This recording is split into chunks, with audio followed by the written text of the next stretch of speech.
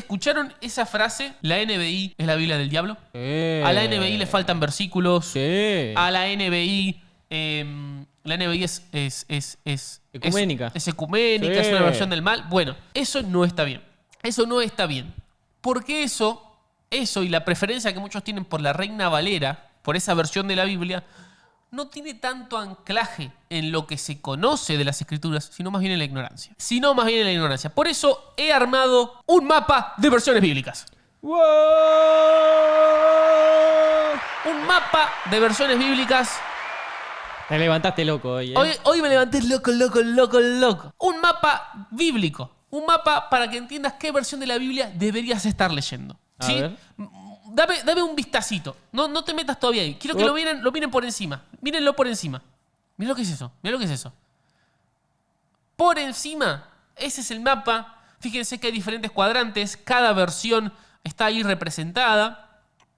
Ahora nos vamos a meter en profundidad a eso. Vamos a ir explicando las filosofías de traducción. Para que no seas un ignorante. Para que la próxima vez... Para que no seas un gordo ignorante. Exactamente. Entonces, antes de poder ver el mapa y de entender bien con qué versiones podemos contar, cuáles son para estudiar, cuáles son para el día a día y con cuáles hay que tener cuidado, quiero contarles brevemente de dónde sale la Biblia. Yo sé que muchos de ustedes lo tienen claro, otros no, pero por las dudas, vale la aclaración. Jesús no hablaba español, amigos. Jesús tampoco hablaba inglés. Jesús probablemente sabía hebreo, probablemente conocía algo de griego, pero hablaba el idioma arameo. Entonces la Biblia, tanto desde el Antiguo como el Nuevo Testamento, tiene libros escritos en uno de estos tres idiomas: griego, arameo y hebreo. Entonces, ¿qué es lo que pasa?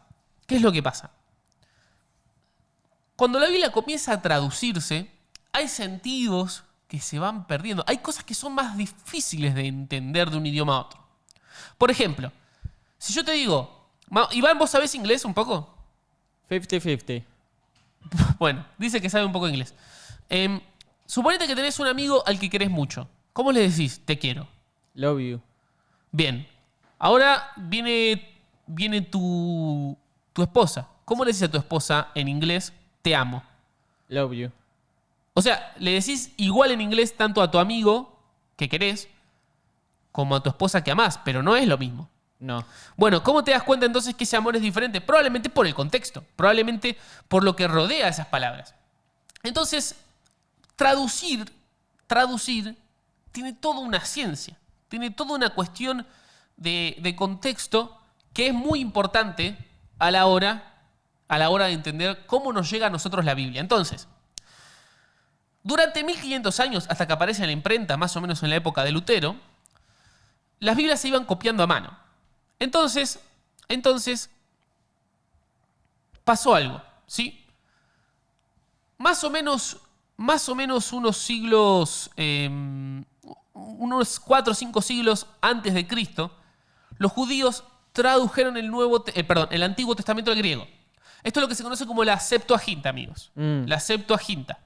Entonces, inclusive los apóstoles, al hablar del Nuevo Testamento, se referían a esta traducción y no al original hebreo. ¿Ok? Apa. Entonces, ya de plano tenemos para mí una señal ahí de que, traducir no está mal. Claro. Porque si hasta los mismos apóstoles citaban la versión traducida, entonces eso está bien. Con el tiempo, San Jerónimo, yo sé que a los protestantes no nos gusta decirle San, a nadie, ni a Santiago, le decimos Tiago. Correcto. Entonces, San Jerónimo tradujo la Biblia al latín, lo que se conoce como la Vulgata latina.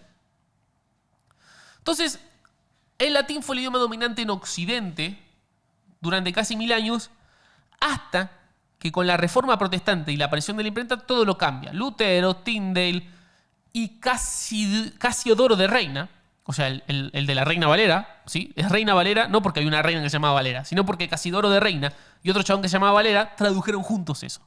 Vos me estás diciendo que no había una Reina Valera que mandó a traducir la Biblia. No había.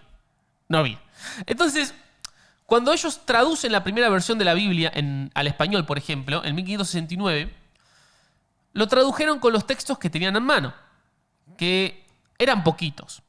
Y eran copias recientes, más o menos del siglo II y III. Entonces ellos tomaron esos en latín o en griego y los tradujeron al español. Pero ¿qué pasó? Hace 100 años la arqueología explota, se encuentran muchísimos papiros antiguos del Nuevo Testamento, más cercanos a la época de Jesús,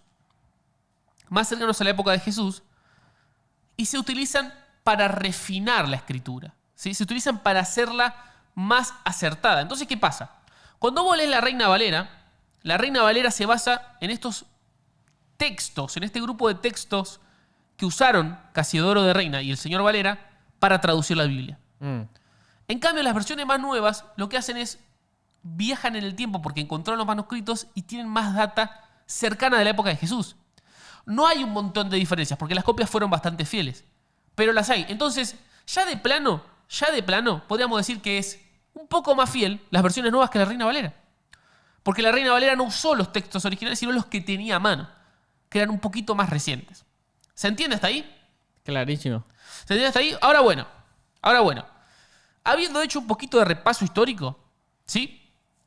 Quiero que hablemos un poquito sobre nuestro mapa. Iván, poneme el mapa. ¿Por qué? Porque traducir, como estamos hablando, no es reemplazar una palabra, ¿viste? Yellow, amarillo, blue, azul. No, eso hace los Google Translate. Traducir la Biblia tiene un montón de cositas. Entonces, hemos armado este espectro en función a las maneras que hay de traducir. Uh-huh. A la izquierda tenemos la fidelidad a la forma, es decir, cómo se escribió. En el centro, la fidelidad al sentido, o sea, lo que quisieron decir. Y a la derecha, la simplificación de la idea. Entonces, lo que vamos a tener acá es una serie de versiones de la Biblia que priorizan la estructura original palabra por palabra. Entonces, si vos querés saber exactamente lo que escribieron los apóstoles, tenés que leer las Biblias de este primer grupo. Tenés que leer la Biblia de las Américas, la Nueva Biblia de las Américas, la Reina Valera, por ejemplo. ¿Por qué? Porque te van a estar relatando exactamente las palabras que usaron los apóstoles para escribir. Y vos decís, y listo, yo quiero saber lo que dijeron los apóstoles, no quiero que me mientan, que me engañen. Pará un poquito. La segunda zona, yo la llamo el puente, que es la equivalencia dinámica. Entonces, acá lo que se prioriza no es la palabra por palabra, no es que suene exactamente con las palabras originales, sino que vos entiendas un poquito más el mensaje, ¿no? Entonces, dentro de este universo entran la NBI, la NTV, grandes Biblias. La NTV y la NBI son grandes Biblias. La Biblia Dios habla hoy, la Reina Valera contemporánea y un sinfín de otras versiones más. Este tipo de Biblias, justamente lo que van a priorizar es que vos entiendas un poco más, ¿sí? No van tanto a decirte exactamente lo que dijeron los apóstoles, sino a tratar de transmitirte la esencia del mensaje. ¿Ok? Ahora les vamos a dar un ejemplo con un versículo para que entiendan bien esto. Y la última zona, que es la zona 3, la zona morada, es la paráfrasis.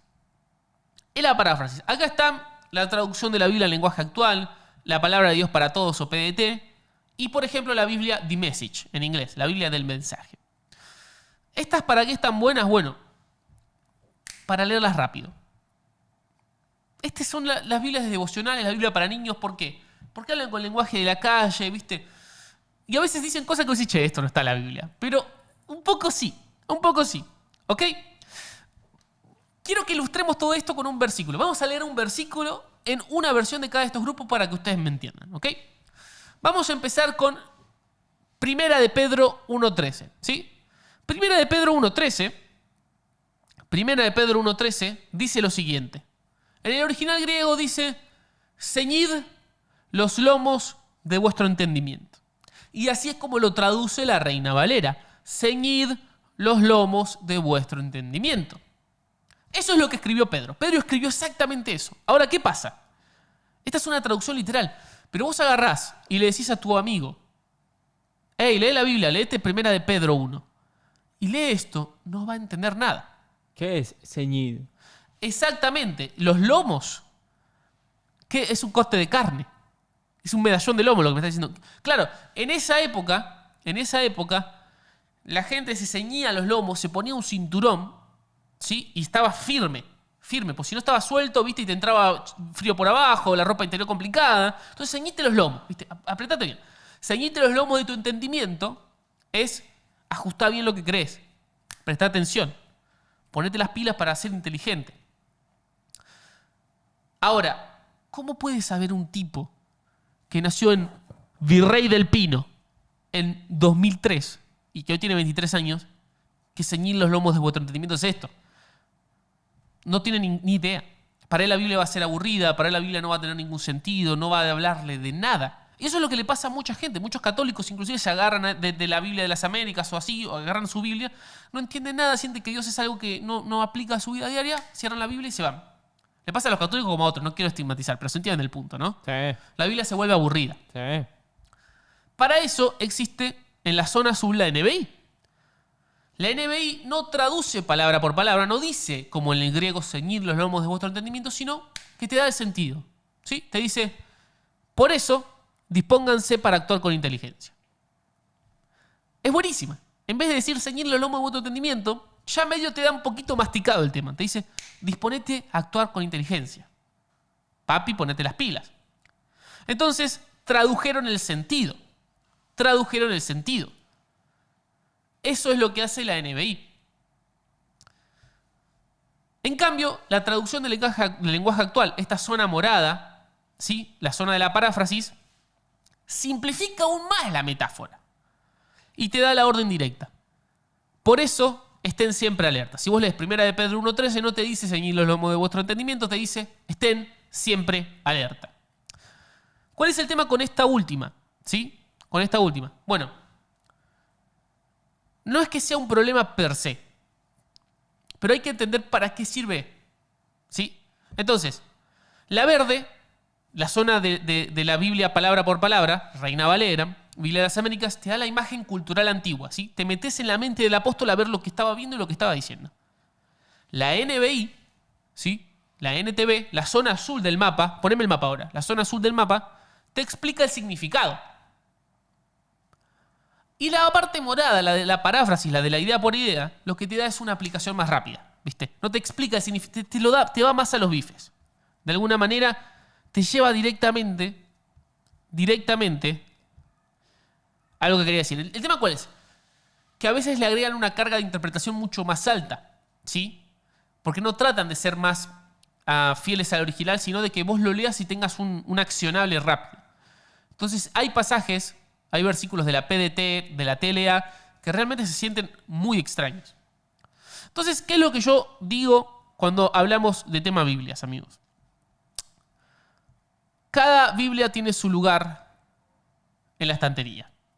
Si vas a estudiar las Escrituras, si te vas a poner a profundizar en la teología, si querés meterte en el barro, si querés entender tenés que leerla palabra por palabra. Tenés que leer las que tengan equivalencia formal. Tenés que leer la Reina Valera, tenés que leer la Biblia de las Américas, tenés que leer ese tipo de traducciones. Si lo que querés, en cambio, por ejemplo, es algo más devocional, tenés que irte a la NBI, tenés que irte a la NTB.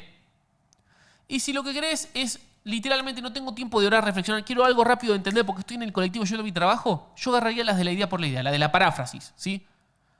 La Nueva Biblia Viva, la traducción en lenguaje actual, la PDT, la Biblia del mensaje, te saca del paso, ¿sí? ¿Por qué? Porque ya te da masticada toda la interpretación, ¿sí? No te explica ni lo que quiso decir el original, ni tampoco te explica el significado. Va directo a la idea práctica. Entonces, esto no se trata de cuál Biblia es mejor, sino en qué Biblia es mejor para qué. ¿Entienden? Es como que vos me digas, che, ¿qué calzado es mejor? Bueno, ¿estamos hablando de vestirnos para una boda o estamos hablando de salir a correr? Son calzados diferentes los que necesitas. Acá es lo mismo. ¿Vas a estudiar la Biblia? ¿La vas a leer en el viaje a tu trabajo y necesitas algo que te aplique rápidamente? La situación, el contexto va a terminar moldeando la elección. Por eso es un horror para mí decir que hay una versión de la Biblia que es mejor que la otra. No, amigos. Lo que hay es versiones más atadas al palabra por palabra que escribieron los apóstoles y otras un poquito más contextualizadas. He dicho. Espectacular. Espectacular, ¿eh? Espectacular. Acá está. David, ¿qué opinás de la NBI? Y sabes que no estuviste escuchando nada de lo que dije. No estuviste escuchando nada. O sea, literalmente, ¿para qué hablé tanto? Acá dicen, objetivamente hay versiones malas dentro de la paráfrasis, como la traducción del Nuevo Mundo de los Mormones. Sí, esas son con las que uno tiene que tener cuidado, porque ya ni siquiera se parecen a las originales. Tienen hasta otras fuentes, la de los mormones, la de los testigos de Jehová. Esas son versiones que ni siquiera yo puse en este mapa, pero con las que definitivamente hay que tener cuidado. Ahora, yo lo que mapeé acá son todas las versiones de YouVersion, ¿sí? Y YouVersion está curada. En YouVersion no vas a encontrar todas estas otras versiones de las que hablamos. Pero es bueno tu aporte, Mateo. Es verdaderamente bueno tu aporte.